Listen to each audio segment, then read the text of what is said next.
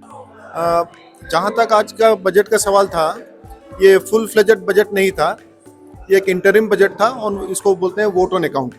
Full budget तो जुलाई में जब नई सरकार बन जाएगी तभी आएगा।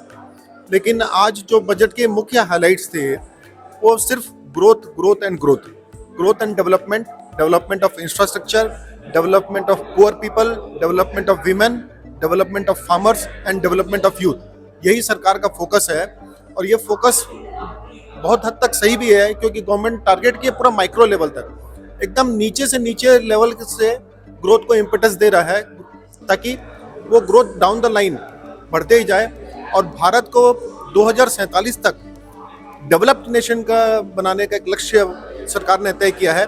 जो अभी तक यही कहते हैं कि भारत एक डेवलपिंग कंट्री है, लेकिन 2047 तक भारत फुल्ली डेवलप्ड कंट्री की गिनती में आ जाएगा। नहीं, जहाँ तक टैक्सेशन स्ट्रक्चर है डायरेक्ट टैक्स में कि इनडायरेक्ट टैक्स में, इनडायरेक्ट टैक्स बोलने से वो जीएसटी और डायरेक्ट टैक्स बोलने से वो इनकम टैक्स, इसमें किसी भी किस्म का कोई भी बदलाव नहीं किया गया है। ज़्यादा नया तो कुछ नहीं है, ये तो इंटरिम बजट है, जैसा इंटरिम बजट बोला ही जा रहा है, इलेक्शन ईयर है, तो इसमें मेनली हुआ है कि लास्ट 10 साल का मोदी जी ने जो काम किया है उसे बताया गया है और आने वाले 5 साल में ये लोग क्या करेंगे। Ultimately it was a BJP manifesto, economic manifesto बोल सकते हैं। क्या करने जा रहे हैं यही बताया गया है। टैक्सेशन में कोई चेंजेस है नहीं because of interim budget. Improvement तो सबके लिए जो बजट में दिया गया है, वीमेन के लिए, मिडिल क्लास, यूथ, पुअर, सबके लिए एक प्रोग्राम है। और सबसे बड़ी बात है जो इंफ्रा के ऊपर में इस साल भी जो फोकस रहा है 3.4% ऑफ जीडीपी लोग कैपेक्स में खर्चा करेंगे। ये बहुत बड़ा बूस्टअप है। इस इंफ्रा बढ़ेगा तो एम्प्लॉयमेंट बढ़ेगा। सीमेंट, कोल, रेलवे, एयरपोर्ट, एवरी सबके ऊपर में लोग फोकस किए।